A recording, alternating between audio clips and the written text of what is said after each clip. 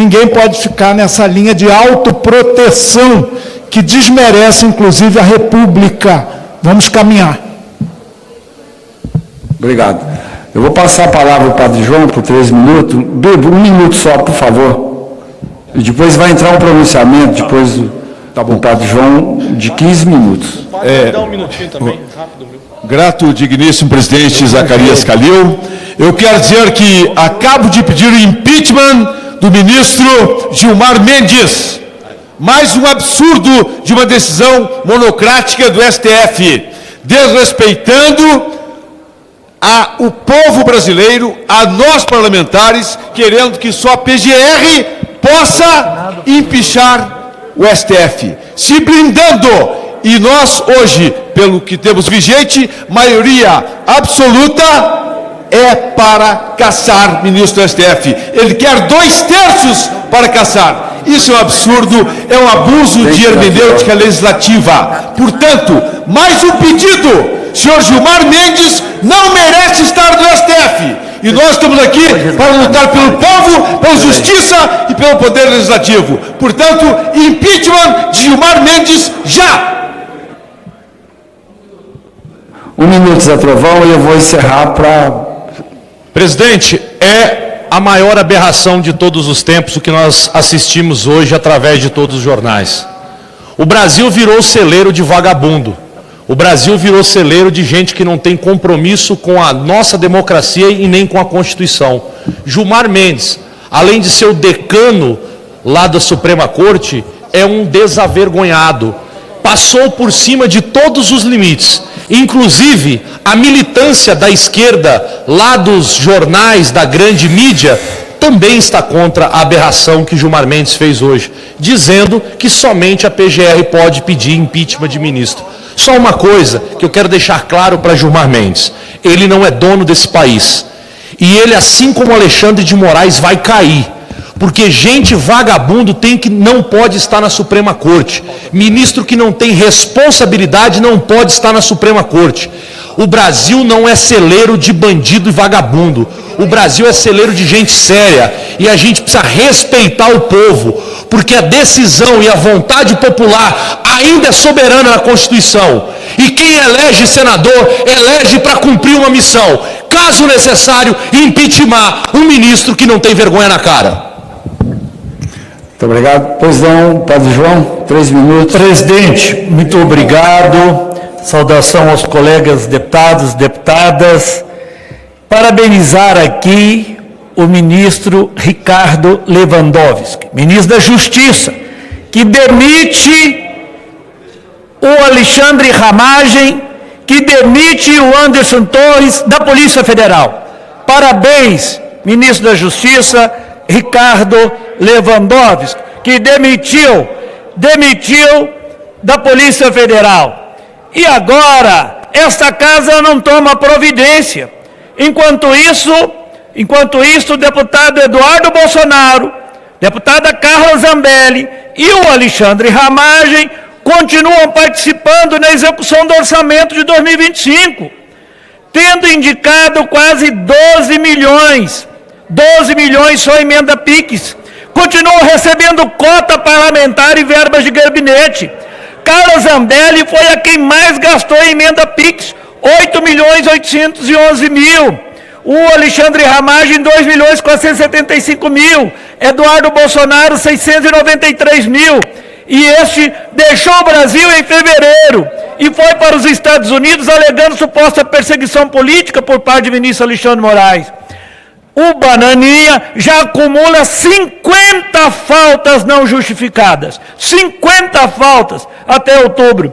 E o Conselho de Ética agora arquivou o processo de cassação do parlamentar. E agora também a Carla Zambelli, que também tinha mandato de prisão em aberto, fugiu para a Itália em maio de 2025.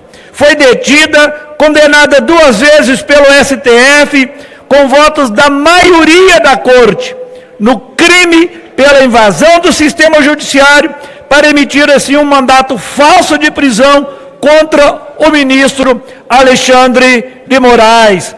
E no crime onde ela sacou a arma de fogo e perseguiu o jornalista Luan Araújo, às vésperas do segundo turno das eleições de 2022. E ontem, dia 2 de novembro, o relator, o colega aqui, Diego Garcia, Republicanos do Paraná, apresentou relatório contra a cassação de Zambelli. Contra a cassação de Zambelli. Alexandre Ramagem deixou o país em setembro, mês em que foi condenado pelo STF por envolvimento em trama golpista ocorrida durante o governo do ex-presidente Jair Bolsonaro. Em novembro, no mês de novembro agora, Moraes declarou o trânsito em julgado do processo e expediu um mandato de prisão contra o deputado. É uma vergonha, é um escândalo para essa casa. Quando essa casa se omite, o judiciário tem que agir.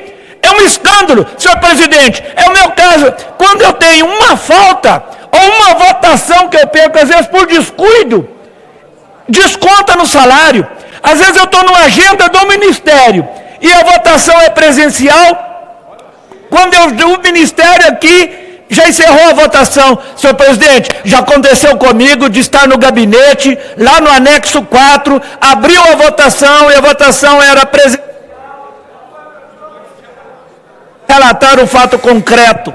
Para concluir, por favor. Numa quarta-feira, quando a exigência da votação presencial em plenário e não a votação remota, vindo do anexo 4 para aqui para o plenário, quando eu cheguei já tinha encerrado a votação e descontou no meu salário. Agora um deputado tramando contra o seu país, com mais de 50 faltas, sem justificativa, continua gastando a sua verba de gabinete. Isso é um escândalo, senhor presidente. Essa casa não pode... Sim. Um minuto, presidente. O deputado Rogério Correia, ele abriu mão da chamada para passar para a deputada Ana Paula. Um minuto, presidente. Não. Ah, só trocou a ordem. Não, tudo bem, tudo bem. E antes, quando ela só passar a palavra ao deputado Reinaldo Stefanes, o Fraga, 1 minuto, e vamos passar a palavra para o senhor após a fala da deputada. Presidente, é muito triste ver um ex-padre, Padre João, só faz blasfêmia e heresia. Eu sou católico. Esse João do PT só fala coisa errada aqui, só blasfêmia e heresia. Alguém que está sendo perseguido, injustiçado, alguém que o Brasil inteiro reconhece que há uma perseguição por parte do Supremo, ele defendendo que a pessoa seja crucificada. É um absurdo, uma vergonha ter esse petista aqui. Obrigado, presidente. Presidente. Eu fui citado, citou o meu nome, fui citado nominalmente.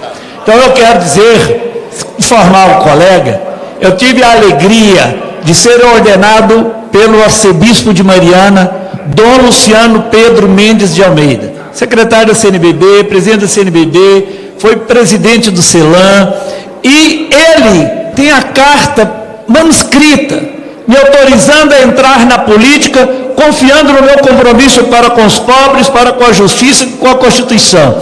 E exercer o meu ministério também na política. A política também é um espaço de exercer o ministério. E nunca fiz dali, da tribuna, o púlpito. Não confunda igreja, porque eu sei que o Estado é laico e aqui nós devemos proteger o cidadão brasileiro com todas as políticas e programas. E que a Constituição tem que ser cumprida. E é um escândalo para essa casa quando está dando guarida a bandido e bandido arquitetando contra o seu país lá no exterior.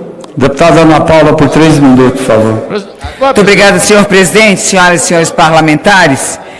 Eu venho aqui falar hoje para fazer o que muitos evitam, encarar a verdade e a realidade do nosso país. Porque ao contrário do que repetem diariamente, quase como um mantra desesperado, os números não mentem. Mentiram muito nesse país. Usaram fake news como método de governo, manipularam a boa-fé das pessoas que tentaram convencer que o Brasil, de que estávamos condenados ao caos, mas agora, com trabalho, com responsabilidade e compromisso com o povo, a verdade se impõe. E a verdade é uma coisa bem simples. O Brasil está forte e funcionando muito bem. O presidente Lula sancionou essa semana a isenção total do imposto de renda, é imposto zero para quem ganha até R$5.000. Isso é um alívio para a classe trabalhadora em décadas esperando essa ação. É dignidade, é poder respirar no final do mês, é política pública, sim, de verdade, feita para quem precisa e não narrativas vazias. O Banco Central, senhores, vejam só, não é o PT, não é o governo do presidente Lula, mas é o Banco Central, confirmou a queda consistente da inflação, já dentro do centro de metas, chegando a 4,43%.